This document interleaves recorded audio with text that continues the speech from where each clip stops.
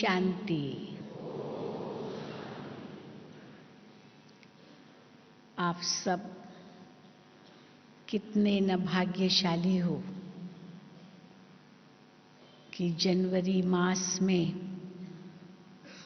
ब्रह्मा बाबा का स्मृति मास ऐसे समय पर मधुबन में आए हो, प्यारे बाप दादा से मिलन मनाने। जनवरी मास ब्रह्मा बाबा की स्मृति का मास है, जो शिव बाबा का भाग्यशाली रथ बने, जिनके द्वारा स्वयं परमात्मा ने अपनी पहचान दी और सारे विश्व का परिवर्तन किया। तो ऐसे पिताश्री ब्रह्मा बाबा, जिनको हम शत शत नमन करते हैं, उनका भी जितना गायन करे उतना कम है। जैसे हम मानते हैं कि परमात्मा की महिमा अपरम अपार है। सागर को स्याही बनाओ, पेड़ों को कलम बनाओ, पृथ्वी को कागज बनाओ और साक्षात सरस्वती ईश्वर की महिमा लिखने बैठे तो भी पूरी नहीं होगी। तो जैसे शिव बाबा की महिमा अपरम अपार है, वैसे भगवान ने जो ज्ञान दिया उसकी भी महिमा अपरम अपार है, जिसको ही नाम दिया है श्रीमद् भगवत गीता, जिसमें भगवान के महावाक्य हैं। श्रीमद् भगवान की गाई हुई है। तो उस ज्ञान की भी महिमा परम अपार है।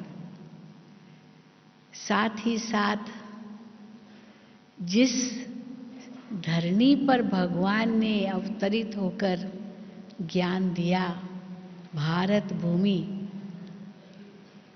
इस भूमि की भी महिमा अपरम अपार है।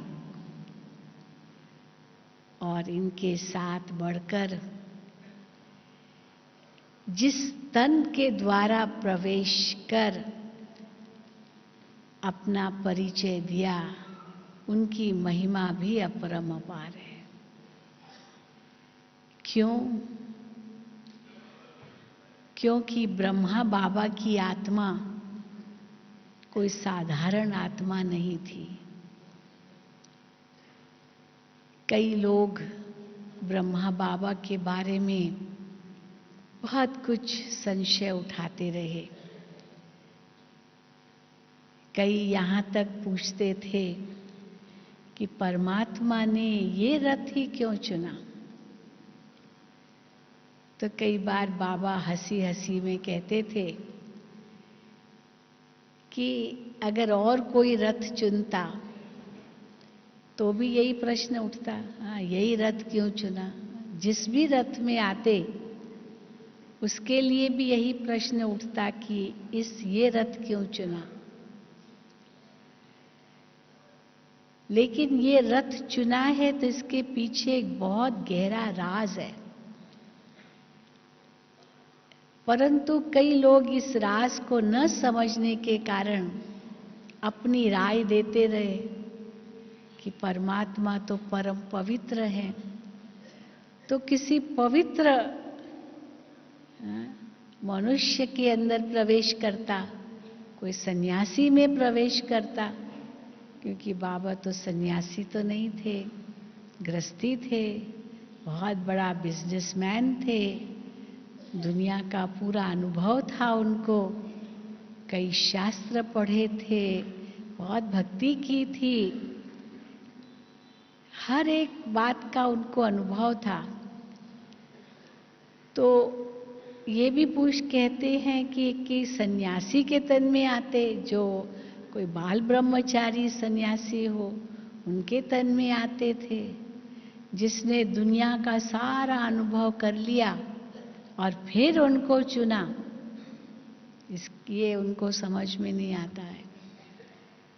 लेकिन अगर वो गहराई देखें कि बाबा ने ये रथ ही क्यों चुना, क्योंकि परमात्मा को कोई निवृत्ति मार्ग स्थापन नहीं करना है। परमात्मा की खुद की भी कितनी बड़ी प्रवृत्ति है, कितना ही बछड़ेवाल है वो, सारा विश्व उनकी रचना है, उनके बच्चे हैं। वसुधैव कुटुंबकम कहते हैं, तो पूरा संसार ही उनका कुटुंब है, उनका परिवार है। तो परमात्मा का स्वयं ही इतना बड़ा प्रवृत्ति मार्ग है, प्रवृत्ति है ना ये, और आदि से लेकर के अंत तक प्रवृत्ति का ही गायन है, कोई निवृत्ति का गायन नहीं है। ये संसार है ही प्रवृत्ति मार्ग, क्योंकि प्रवृत्ति मार्ग न हो तो संसार चलेगा कैसे।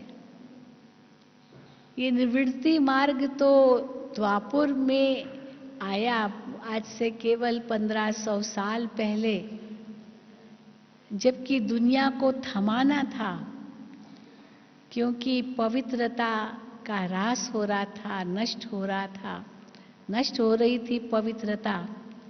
और पवित्रता के आधार पर अगर आज दुनिया थमी है तो इन सन्यासियों के आधार पर है, वो तो है ऊंची बात।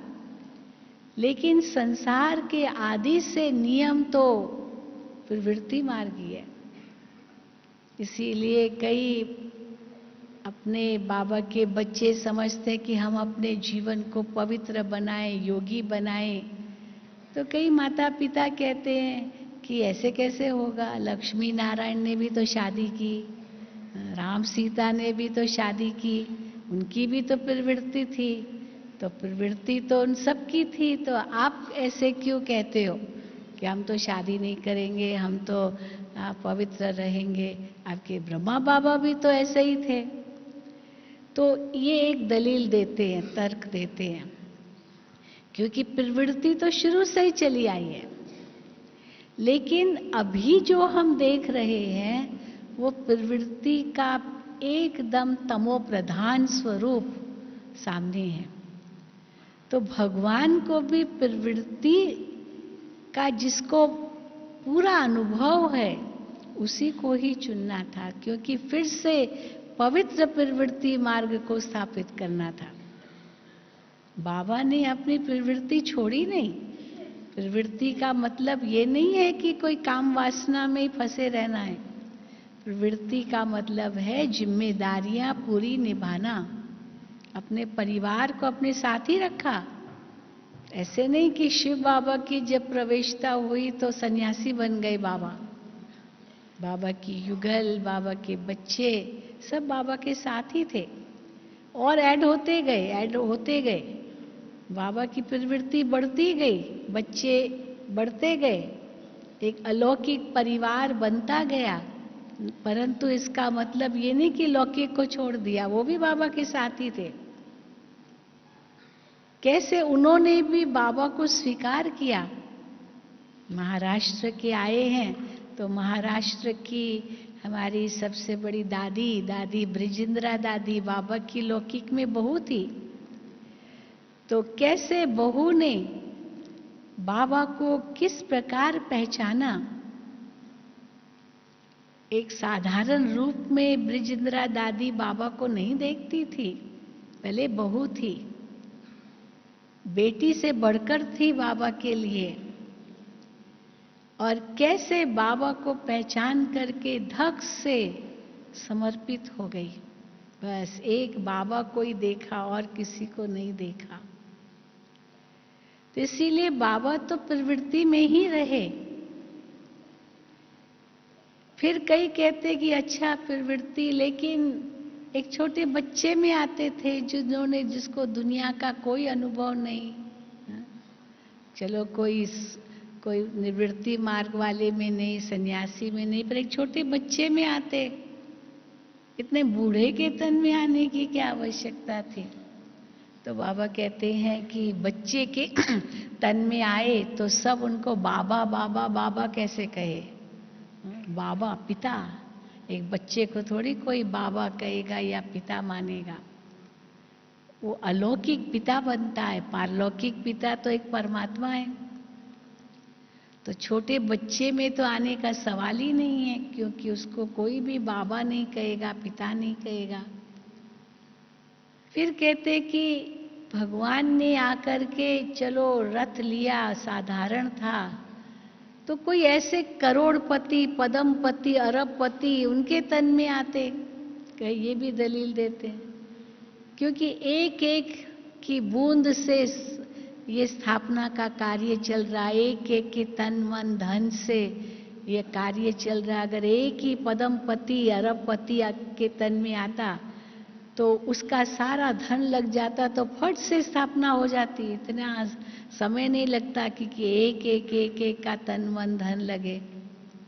तो बाबा कहते वो भी नहीं होगा। क्यों? क्योंकि बूंद बूंद से सागर बनता है, हर एक का भाग्य बनना है। अगर एक का ही सारा भाग्य बन जाता होता तो फिर राजधानी कैसे स्थापन होती? इसलिए सबका भाग्य बनना है। तो सबका भाग्य बनना है तो उसके लिए तो सबका सहयोग चाहिए। एक का ही केवल मिला तो एक ही महाराजा बनेगा, पर यहाँ तो राजधानी है, इसलिए वो भी नहीं हो सकता है। तो किसी सन्यासी के तन में भी नहीं, किसी बच्चे के तन में भी नहीं, किसी अरबपति के तन में भी नहीं। फिर कई कहते हैं कि एक बड़े राजनेता के तन में आ जाता, राष्ट्रपति अमेरिका का, उसके ही तन में आ जाता। एक राष्ट्रपति का एक आवाज सारे दुनिया में फैल जाता है। छोटे मोटे लोगों को कौन पूछता है? छोटा मोटा व्यक्ति कुछ भी कहेगा, कौन पूछेगा? पर राष्ट्रपति अमेरिका का एक शब्द बोलेगा, वो दुनिया में वो फैल जाएगा कि राष्ट्रपति ने ये कहा। तो दुनिया को संदेश देना है तो ऐसे व्यक्ति के तन में आता। तो बाबा कहते ये भी ड्रामा में नूंद नहीं है। क्यों नूंद नहीं है? क्योंकि जो इस समय चाहे अरबपति है, चाहे ये बहुत बड़े बड़े राजनेताएं भी है, इनका इस समय ये राजा ही है, इनकी इस समय राजा ही है, सतयुग में नहीं होगी। जो सतयुग के महाराजा महारानी होंगे वो इस समय साधारण है। ये बड़ा अंतर है। ड्रामा में हर एक को अपना अपना स्थान तो मिलेगा ना। जो इस समय राजाई लेते हैं या इस समय उनका बहुत बड़ा बोलबाला है, वो थोड़ी सतयुग में आएंगे। बाबा कई बार कहते हैं वहाँ के जो अमीर होंगे वो यहाँ गरीब, और यहाँ जो गरीब वो वहाँ अमीर। अंतर हो जाएगा। क्योंकि गरीबों की बूंद बूंद, एक पैसा दोगे वो 10 लाख देगा, वो ऐसा है दाता, बिल्कुल। तो इसीलिए परमात्मा ऐसे के तन में भी नहीं आएंगे जो राजनेता हो और एक की आवाज से सारे विश्व को संदेश मिल जाए, पर एक एक को संदेश देना है। एक एक संदेश वाहक बने, भगवान का दूत बने, एक एक सेवा में आगे आए। तो ये 5 उंगलियों से ही सारे विश्व के पहाड़ को, वहाँ कलयुग को बदल के सतयुग लाना है, सारी दुनिया को बदलना है। तो इसीलिए भगवान ने ये रथ क्यों चुना? भले वो कई तो बाबा बताते इसका ज्ञान का रहस्य तो बहुत ही ऊंचा है कि वही नंबर 1 आत्मा, सतयुग की प्रथम आत्मा, पहला पत्ता, कल्प वृक्ष का बीज से निकला हुआ पहला पत्ता श्री कृष्ण, वही अंतिम जन्म में साधारण स्वरूप में है। और उसी साधारण स्वरूप के द्वारा परमात्मा नई दुनिया की स्थापना करते हैं। तो देखिए आज क्यों इतना सब गड़बड़ घोटाला हो गया है संसार में। न परमात्मा को पहचानते हैं, न परमात्मा के अवतरण के समय को पहचानते हैं, न किसके तन में आते हैं उसको पहचानते हैं। गीता का जो ज्ञान दाता है उसका भी नाम बदल दिया है।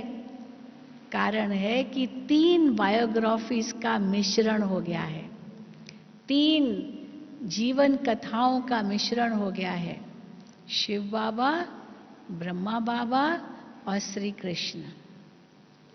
इन तीनों का जो मिक्सचर हो गया, मिश्रण हो गया है, इसीलिए सारा सूत मूंझ गया है और मनुष्य ये नहीं समझ पाता कि आखिर भगवान कौन है, कब आता है, क्या करता है, कुछ भी नहीं जानते। बस इतना समझ रहे हैं कि अभी समय बहुत नाजुक है, धर्म ग्लानि की निशानियां उनको दिखाई दे रही है, ऐसे नहीं कि नहीं दिखाई दे रही है, चारों ओर धर्म ग्लानि की निशानियां है। क्या क्या निशानियां महाभारत में धर्म ग्लानि की दिखाई गई है, बताई गई है, वो चारों तरफ हम देख रहे हैं। उसका ज्यादा वर्णन हम नहीं करना चाहेंगे, अभी सब जानते हैं। और ये भी समझ रहे हैं कि कहां न कहां भगवान आया होगा, वो अपना कार्य कर रहा होगा या करेगा, आएगा या आया होगा। लेकिन कैसे पहचाने, कैसे पहचाने? क्योंकि परमात्मा कहते हैं मैं कोटों में से कोई ही मुझे पहचानते हैं, क्योंकि साधारण स्वरूप है। पर ये साधारण स्वरूप भी साधारण एकदम नहीं था। ब्रह्मा बाबा लौकिक में बहुत बड़ा हीरे जवाहरात का व्यापारी था और एक ही जीवन में कहां से कहां पहुंच गया। ऐसे नहीं कि बाबा का लौकिक पिता कोई बहुत धनवान था, वो तो बहुत साधारण व्यक्ति था। हैदराबाद सिंध के भी एक गांव में रहने वाला था, एक छोटे से वो प्राइमरी स्कूल का वो मास्टर था। बस कितनी तनख्वाह मिलती होगी उसको। माँ तो बचपन में ही गुजर गई थी। इसीलिए बाबा जो कहते गांव का छोरा, वो श्री कृष्ण को दिखा दिया है, गांव का छोरा। और बाबा कहते श्री कृष्ण बेचारा क्यों गांव का छोरा होगा, वो तो राजकुमार है। नंगे पैर थोड़ी कोई ऐसे गांव के छोरे की तरह घूमेगा श्री कृष्ण और गैया चढ़ाएगा। पर ये बाबा लौकिक में बच्चे रूप में ये करते थे। लेकिन बुद्धि इतनी तीक्ष्ण थी कि उस बचपन की स्थिति से ही बाबा के अंदर बहुत कुछ महत्वाकांक्षाएं तो होगी। भले साधारण परिवार था, साधारण घर था, पर जितनी ही साधारणता थी उतनी ही अंदर की रॉयल्टी थी। इतनी रॉयल्टी थी कि बाबा की कभी आंख किसी जगह डूबी नहीं, कहीं बचपन से। बाबा ने चाहे शुरू से लेकर कहां तक बाबा पहुंचे, हीरो जवाहरातों का व्यापारी बने, लेकिन सब अपने परिश्रम से बने, अपनी मेहनत से बने, अपनी सच्चाई से बने, अपने दिल की लगन से बने। और उसके आधार से इतना उनको समाज में सम्मान मिला, जो आज भी बाबा ने मुरली में कहा कि बाबा ने तो कभी भी किसी द्वारा अपनी ग्लानि नहीं सुनी थी। इतना बाबा को सम्मान मिलता था। लखीराज बाबू के नाम से बाबा प्रसिद्ध जौहरी थे। सब लखीराज बाबू के नाम से उनको जानते थे। इतना उनको सम्मान कि सन्यासी गुरु भी उनको इतना ही सम्मान देते थे। राजाएं महाराजाएं उनको इतना सम्मान देते थे। अंग्रेज उनके दुकान पर आते थे, वो इतना सम्मान देते थे, तो कितना ऊंचा सम्मान के पात्र बने वे अपने गुणों के आधार पर। तो अंतिम जन्म भी उनका इतना श्रेष्ठ था, तो आप सोचो, उससे अंदाजा लगा सकते हैं कि पहला जन्म सतयुग के आदि का कैसा होगा। यहां तक कि राजाएं महाराजाएं बाबा को कहते थे कि भगवान ने बहुत बड़ी भूल की, बनाना तो आपको चाहिए था राजा, पर हमें बना दिया और आपको एक हीरों का व्यापारी बना दिया। लेकिन बाबा कहते थे भगवान तो भूल नहीं कर सकता है, लेकिन इसमें जरूर कोई राज होगा। राज यही था कि अंतिम जन्म में वो सतयुग का राजा की आत्मा राजा नहीं होगी, भले वो ही रॉयल्टी होगी, लेकिन जन्म साधारण होगा। ये एक राज है। संस्कार वही रॉयल्टी के थे।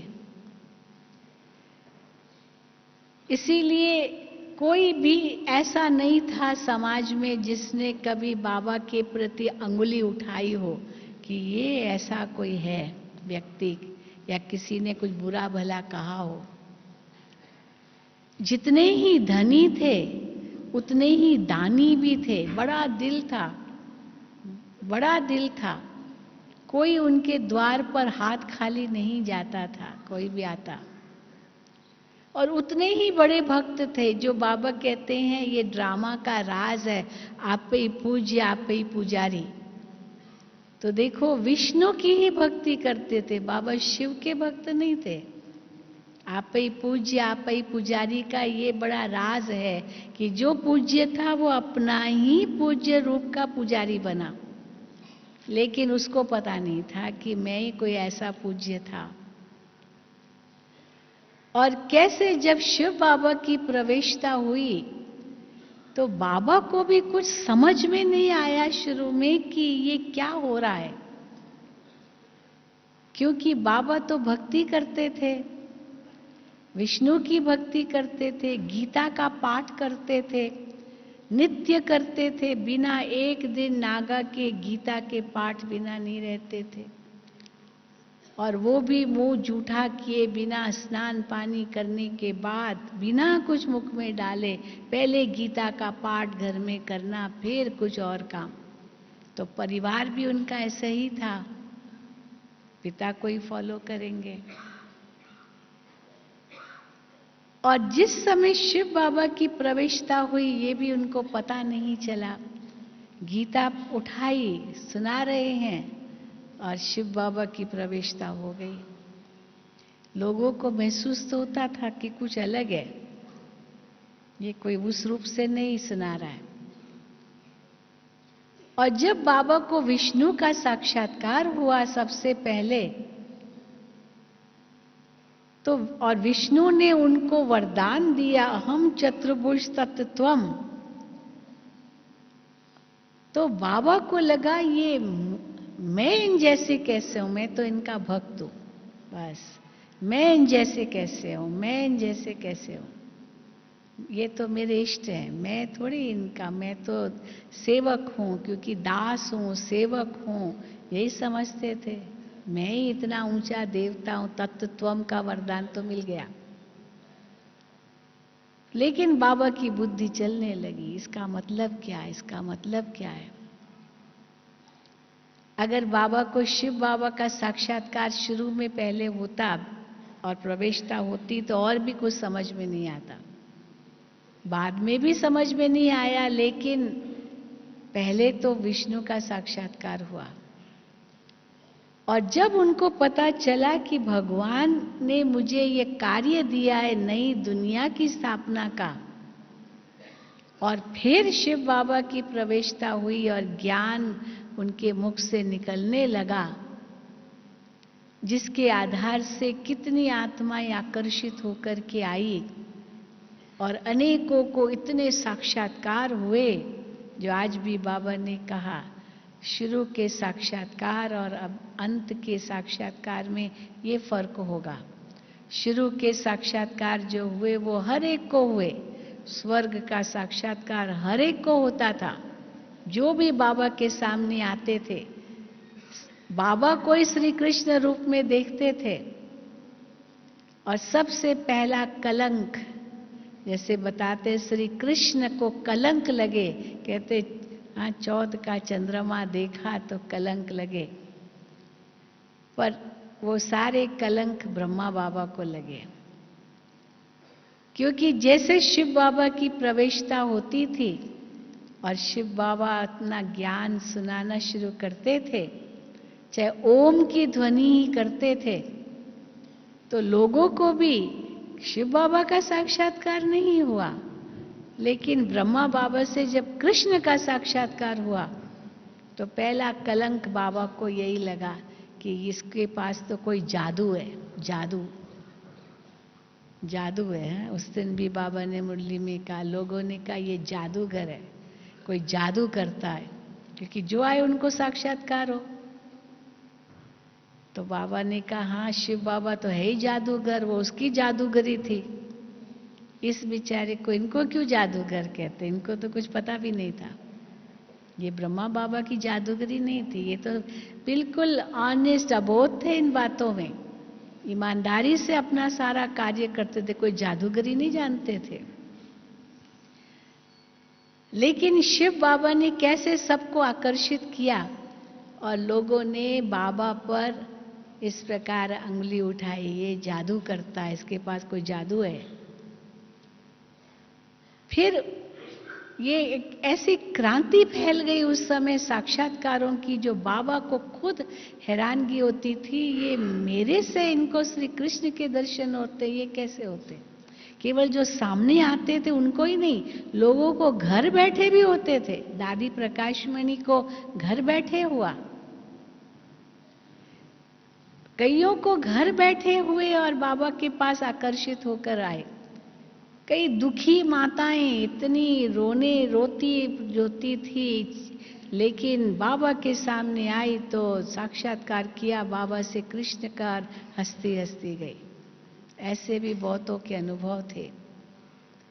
तो ये जो जादूगरी हुई उस समय, जिसके आधार से अनेक आत्माएं आकर्षित होकर के आई, जिसको लोगों ने समझा कोई जादू है, पर वो एक क्रांति थी। इतनी बड़ी क्रांति हो गई कि ये न्यूज़ सारे विश्व में फैल गई थी उस समय 36 में, 1936 में। यहाँ तक कि अमेरिका के अंदर एक टाइम मैगजीन निकलती है, उस मैगजीन में एक आर्टिकल छपा था कि हैदराबाद सिंध जो भारत का हिस्सा था उस समय, वहाँ एक दादा लेखराज है, बहुत बड़ा हीरो का व्यापारी है, लेकिन उसके पास कोई चमत्कारिक शक्ति है कि उनको जो देखता है उनको कृष्ण के दर्शन होते हैं। और बाबा कहता था ये मैं नहीं कर रहा हूँ, मेरी शक्ति है ही नहीं, साफ मना कर देते थे। पर ये फिर किसकी शक्ति है, उस शिव बाबा को तो कोई पहचानते नहीं थे। तो एक क्रांति हो गई।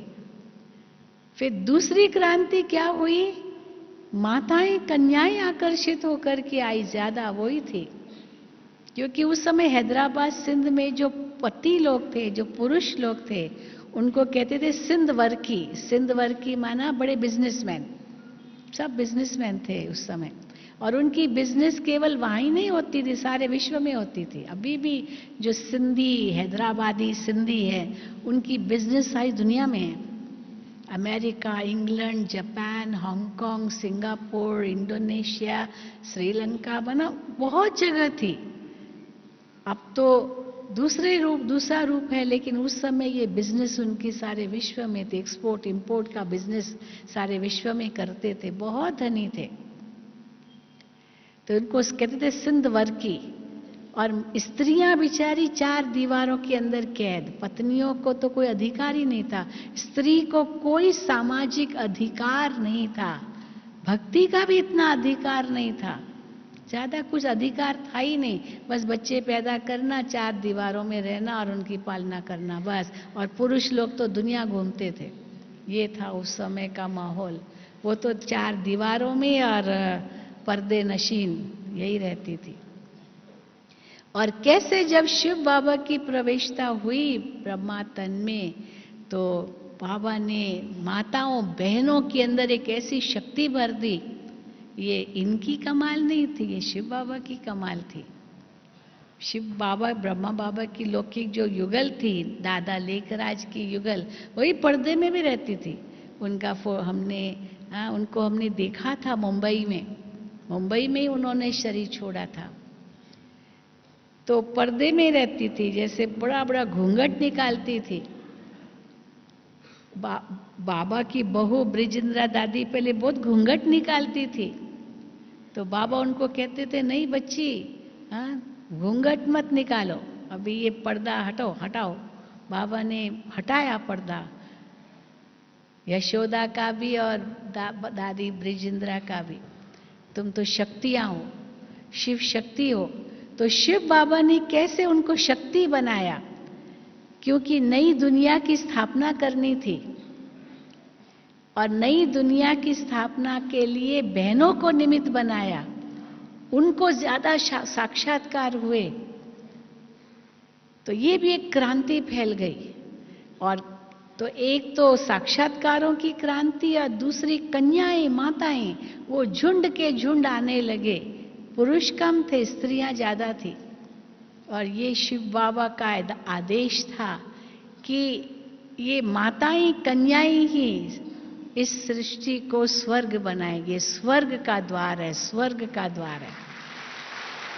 तो जो कहां से कहां बिल्कुल गिरी हुई, बाबा ने उनको सिरताज बना दिया, सिर पर चढ़ा दिया। आज भी बाबा ने कहा कि बच्चों को सिर पर चढ़ा दिया।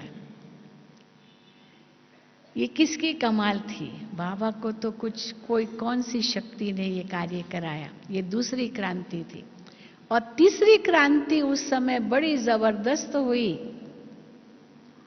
कि उन कन्याओं माताओं को ये आदेश दिया कि अब अपने जीवन को पवित्र योगी बनाना है। तो वो छोटी छोटी कुमारियों ने प्रतिज्ञा की कि हम अपने जीवन को पवित्र योगी बनाएंगे।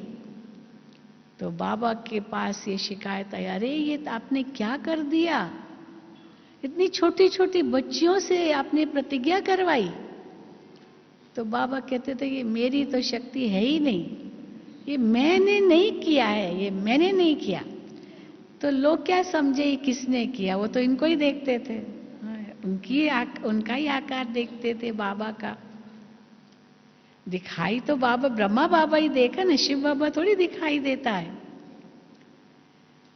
तो बाबा कहते थे ये मेरी शक्ति नहीं, ये परमात्मा की शक्ति ने ये कार्य किया। नहीं तो किसी को कहो भी वो कोई माने ना माने, लेकिन सब ने यह संकल्प किया कि हम अपने जीवन को पवित्र योगी बनाएंगे।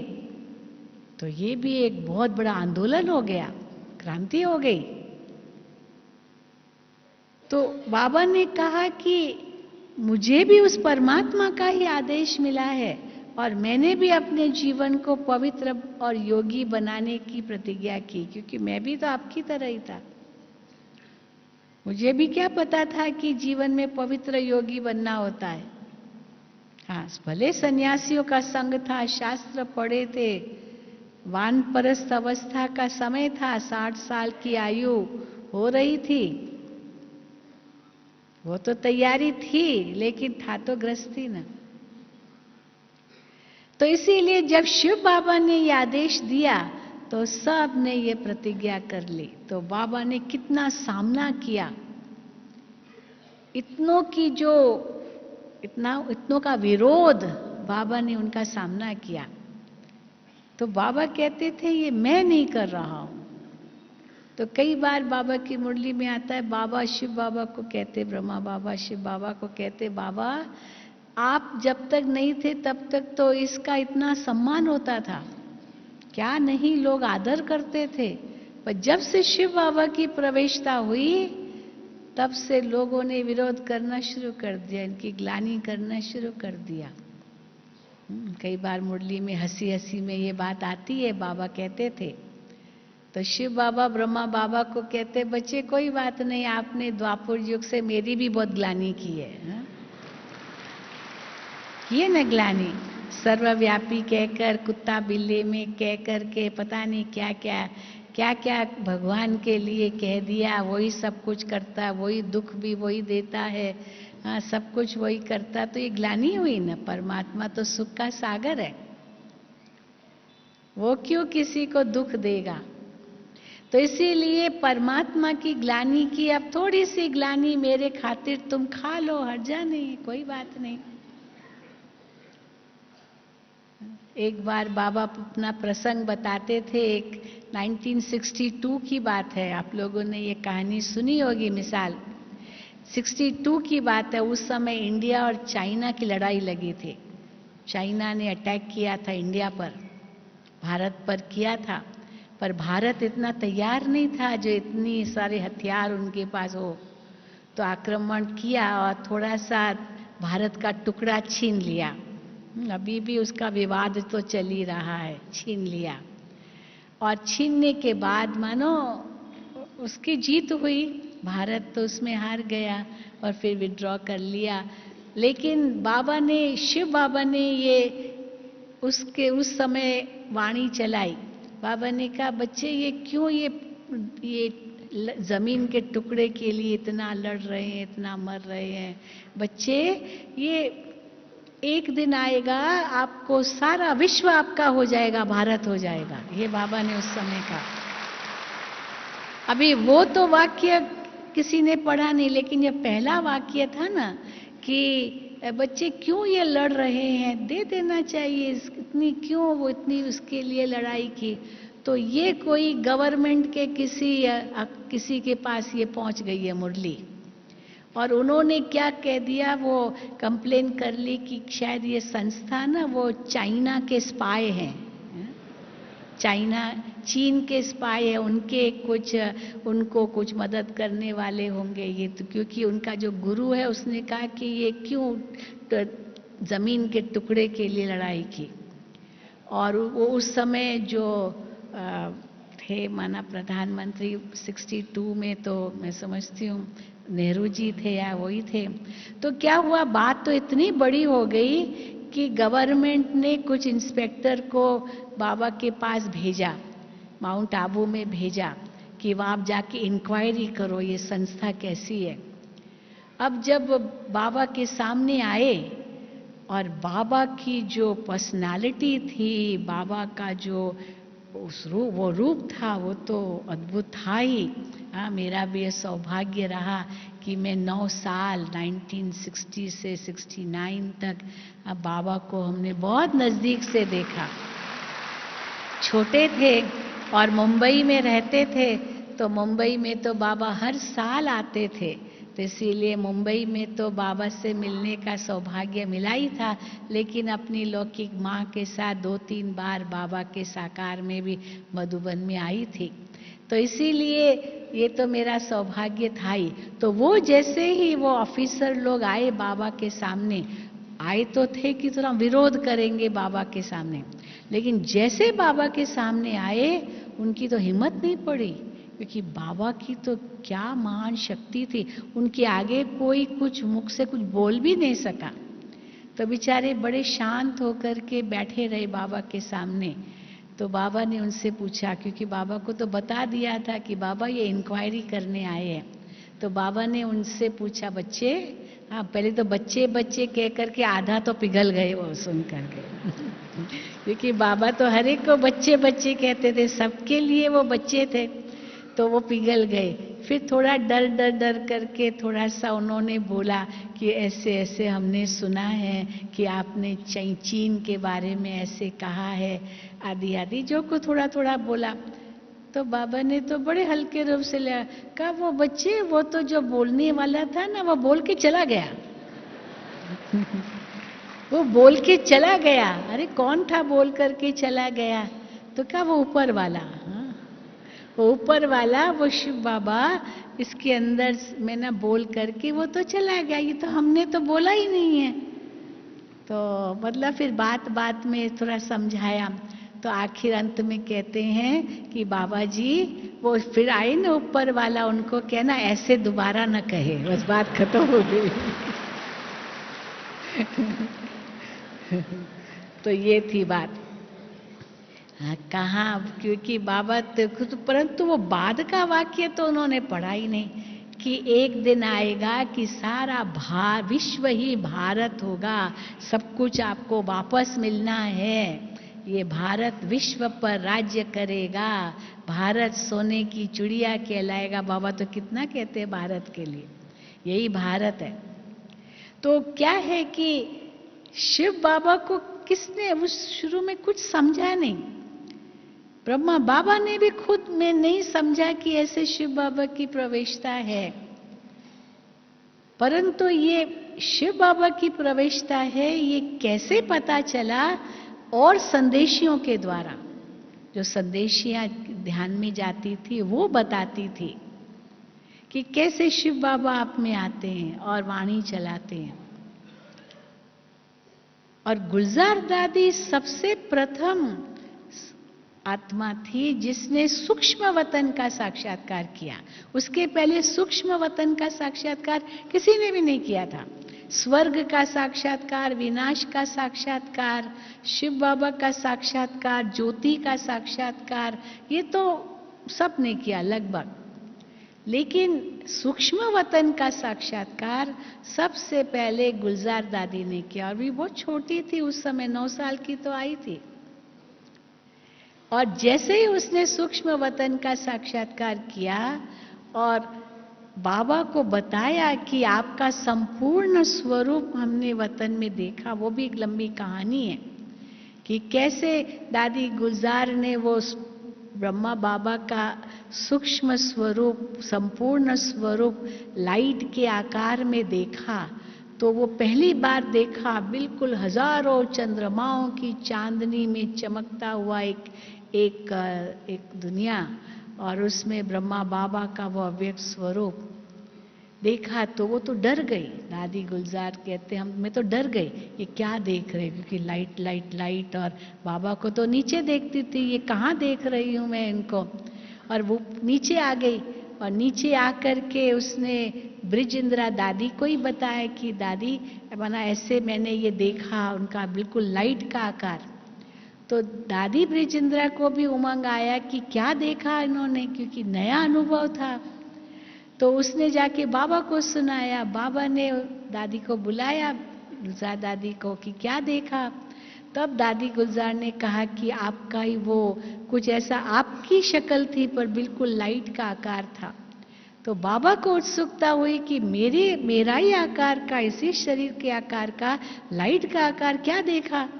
तो बाबा ने उनको कहा कि जाओ अभी फिर से आप बैठो और फिर से वो अनुभव हो तो उनसे पूछना कि आप कौन हैं, आप कौन हैं। ये बाबा ने उन दादी को कहा, गुलजार दादी को। तो दोबारा गई और फिर अभी श्रीमत मिल गई थी कि आप उनसे पूछो। तो जब पूछा तो उस आकार ने कहा कि मैं साकार में जो ब्रह्मा है उनका मैं संपूर्ण स्वरूप हूं, और यही साकार ब्रह्मा संपूर्ण ब्रह्मा बनना है। ये नया राज खुला यज्ञ के अंदर, जो 14 साल की भट्ठी थी। और उसके बाद ब्रह्मा बाबा के अंदर ये लगन लगी कि मुझे ये संपूर्ण बनना है, मुझे संपूर्ण बनना है। इसलिए आप देखते हैं कैसे 33 साल में, 1936 से लेके 1969 तक 33 साल में बाबा ने संपूर्णता को प्राप्त किया, क्योंकि वो लगन लग गए, मुझे संपूर्ण बनना है, मुझे संपूर्ण बनना है। एक तो अपना लक्ष्य बाबा को बुद्धि में था, मुझे ऐसा कृष्ण समान बनना है, मुझे श्री नारायण बनना है। बाबा कई बार मुरलियों में कहते मुझे ऐसा बनना है, ऐसा बनना है। बाबा के सामने हिस्ट्री हॉल में लक्ष्मी नारायण का ट्रांसलाइट रहता था, अभी भी है हिस्ट्री हॉल में, वही ट्रांसलाइट है। तो जब भी बाबा हिस्ट्री हॉल में बैठ के मुरली चलाते थे, बाबा ये कहते ये बनना है, ये बनना है। और ऊपर में श्री कृष्ण का ट्रांसलाइट है। तो बाबा उस ट्रांसलाइट को देख करके कहते थे कि मैं ये बनूंगा, मैं ये बनूंगा। इतनी खुशी होती थी जैसे छोटा बच्चा बन जाते थे उस समय, इतना इनोसेंट जिसको बाबा मुरली में कहते बाबा खगिया मारते थे। खगी माना ये जो कंधा होता है ना, तो मैं ऐसे बनूंगा, मैं ऐसे बनूंगा, मैं मिचनू बनूंगा। तो बाबा ऐसे गद्दी पर बैठ करके छोटे बच्चे की तरह नाचते थे, माना ऐसे कंधा हिलाते थे जैसे छोटे बच्चे नहीं होते। इतना इनोसेंट बाबा। दुनिया का अनुभव बाबा के पास था, लेकिन शिव बाबा की प्रविष्टा हुई, एक नया जन्म बाबा को अनुभव हुआ। और उनकी पवित्रता तो कमाल की थी। इतने सब बच्चों के साथ रहते हुए कैसे बाबा न्यारे भी थे और प्यारे भी थे। इतनी पावन दृष्टि थी। और बाबा के अंतिम दिनों में हमने देखा कैसे बाबा न्यारे और न्यारे होते गए और न्यारे होते गए और न्यारे होते गए और न्यारे होते होते होते कैसे संपूर्णता को प्राप्त किया। तो अभी हम इस 18 जनवरी को 47 साल का वो जो अव्यक्त रूप की पालना हम ले रहे हैं, वो 47 साल होंगे। और ब्रह्मा बाबा का साकार स्वरूप तो 33 साल ही था और उसमें संपूर्णता को प्राप्त किया। और अब अव्यक्त पाठ बाबा का चल रहा है। अभी ये अव्यक्त बाप दादा का पाठ भी हम देख रहे हैं, कैसे धीरे धीरे नजदीक आ रहा है, अंत के नजदीक आ रहा है। जो ब्रह्मा बाबा का हम पाठ देखते थे शुरू में और अंत में, बड़ा अंतर देखा। अभी अव्यक्त बाप दादा का भी हम ये अंतर देख रहे हैं। बहुत इसका विस्तार है। लेकिन ब्रह्मा बाबा जो भाग्यशाली रथ रहे, कितने लोगों ने उनको पहचाना सचमुच। जो 1967 में 68 में आए ज्ञान में, सभी तो मधुबन आए नहीं थे। भले 65, 66, 67 माना 65 से 69 तक ज्ञान में भी थे, लेकिन मधुबन नहीं आए तो बाबा को साकार में नहीं देखा था। और जैसे पता चला कि बाबा व्यक्त हुए, आप सोच सकते कितना पश्चाताप किया होगा कि हम ज्ञान में भी आए तो भी हमने साकार में बाबा को नहीं देखा। और जिन्होंने बाबा को पहचाना वो तो एक घड़ी भी रुक न सके और कैसे बाबा से मिलन मनाने आते थे। तो मधुबन तपोभूमि, वरदान भूमि, ये पावन भूमि जहाँ ब्रह्मा बाप ने तपस्या की और तपस्या करके विश्व परिवर्तन की नींव डाली। तो ऐसे मधुबन में आप सभी पधारे हो, जहाँ पर स्व परिवर्तन से विश्व परिवर्तन का ये नारा यहाँ गूंज रहा है, जिसके आधार से सतयुगी दुनिया की नींव पड़ रही है। और अभी भी शिव बाबा ब्रह्मा बाबा हमसे अलग नहीं हैं। गुलजार दादी माध्यम जरूर है और वो भी बाप समान बनती जा रही है। इसीलिए आप देख रहे हैं जैसे ही बाप दादा की प्रवेशता होती है, पहले तो अंतर का पता चलता था कि बाप दादा की प्रवेशता हुई है। अभी तो वो भी अंतर समाप्त होने लगा। जैसे शिव बाबा ब्रह्मा तन में आते थे, पहले अंतर का पता चलता था। धीरे धीरे जैसे ब्रह्मा बाबा बाप समान बनते गए, वैसे अंतर भी समाप्त होने लगा। पता ही नहीं कि शिव बाबा इसमें है या नहीं है, सदा जैसे थे ही थे। यही अनुभव होता था ब्रह्मा बाबा से। अभी वही अनुभव हम गुलजार दादी से करते हैं। कुछ पिछले सीजन के अंत से और इस सीजन में भी हम देख रहे हैं, बाप दादा कब आए पता भी नहीं चलता। दृष्टि खुली है बाबा की, जैसे शुरू से ही दृष्टि बच्चों को बाबा दे रहे हैं, यही अनुभव होता है। पहले तो फिर भी अव्यक्त बाप दादा की आवाज बदलती थी, अब वो भी नहीं बदलती। क्यों? क्योंकि दादी जी भी बाप समान ही हो गए, यही अनुभव करते हैं। सचमुच हम दादी जी को भी अभी बाप समान अनुभव करते हैं। और बाप दादा गए कब ये भी पता नहीं चलता है, पहले तो पता चलता था। तो जैसे अभी हम गुलजार दादी का अनुभव कर रहे हैं, वैसे ब्रह्मा बाबा का भी अनुभव करते थे। बाबा के सामने बैठे हैं और बाबा से मिल रहे हैं, बातें करनी है, लेकिन कोई बोलने को तैयार नहीं है, क्योंकि बाबा की इतनी कशिश होती थी। बाबा कैसे देश से न्यारे रहते थे। बाबा के सामने मुझे ये कहना है, बाबा को ये कहना है, ये कहना है, अंदर में बहुत सोच के आते थे, और बाबा के सामने आए और कुछ मुख से एक शब्द नहीं निकल रहा है, क्योंकि सब भूल जाते थे, क्योंकि बाबा की स्थिति इतनी ऊंची देखते थे। दादी प्रकाशमणि का भी यही अनुभव किया। कैसे दादी जी के सामने जाते थे। पहले तो दादी जी इतना प्यार से मिलती थी, हर बात में साथ था, लेकिन धीरे धीरे कैसे दादी की स्थिति भी इतनी ऊंची होती गई, जो हम महसूस करते थे कि दादी जी के सामने कुछ भी कहने को दिल नहीं कर रहा है, बस दादी की दृष्टि लेते रहे, यही दिल होती थी। शक्ति भरते रहे, क्योंकि हमारी बातें तो इतनी छोटी छोटी होगी, है दादी की स्थिति तो इतनी ऊंची ऊंची, बाबा की स्थिति इतनी ऊंची ऊंची, और हमारी क्या बातें होगी जो हम बाबा से करना चाहेंगे, छोटी छोटी बातें। तो क्या ये बातें इतनी ऊंची स्थिति के सामने कोई शोभती भी नहीं, ऐसे अनुभव होता था। तो ब्रह्मा बाबा के सामने भी, दादी जी के सामने भी, अभी भी अव्यक्त बाप दादा के सामने हम देखते हैं, बस उनकी स्थिति भी न्यारी होती जा रही है। अब इससे क्या सिद्ध हो रहा है कि समय समाप्ति पर आ रहा है। बाबा नए बच्चों को देख करके कहते थे, आप लेट आए हो पर टू लेट नहीं आए हो, टू लेट नहीं हो। तो मैं सोचती थी टू लेट कब होगा, तो अभी महसूस हो रहा है कि अभी भी जो नहीं आएंगे उनके आगे टू लेट का बोर्ड लग सकता है। हा?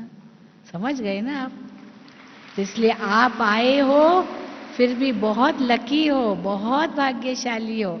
इसमें जो पहली बार आए हैं वे हाथ खड़ा करें इस संग। पहली बार देखो कितने आए हैं, बहुत लकी हो, बहुत भाग्यशाली हो। तो इतना भाग्य अपना आप समझना, जो स्वयं भगवान के सामने आप डायरेक्ट वरदान लेंगे। इसीलिए अभी तो खुला पीस ऑफ माइंड चैनल पर, पीएम टीवी पर दे रहे हैं, ताकि पता नहीं कोई वंचित न रह जाए, सबको पता चल जाए कि भगवान इस धरा पर आ गए हैं, अपना कार्य कर रहे हैं, बड़े गुप्त रूप में कर रहे हैं, और कार्य संपन्न होगा, सब घर जाएंगे। लड़ाई रुकी हुई है, किसके लिए रुकी हुई है? कल भी हम सुन रहे थे न्यूज़, भी बहुत डिटेल है उसका, कि एटम बॉम्ब का वो कोई धमकी दे रहे हैं। अब वो धमकी देना माना विनाश के नजदीक है। ये महाभारत की लड़ाई की अंतिम लड़ाई के नजदीक, तीसरे विश्व युद्ध के नजदीक बस पहुंचे कि पहुंचे। लेकिन ये लड़ाई क्यों रुकी हुई है, किसके लिए रुकी हुई है? हम सबके संपूर्ण होने के लिए। और यहाँ हम संपूर्ण होते गए, कर्मातीत बनते गए, लड़ाई शुरू होगी, बाबा की पढ़ाई पूरी होगी। कल भी बाबा ने कहा पढ़ाई और लड़ाई इनका आपस में संबंध है।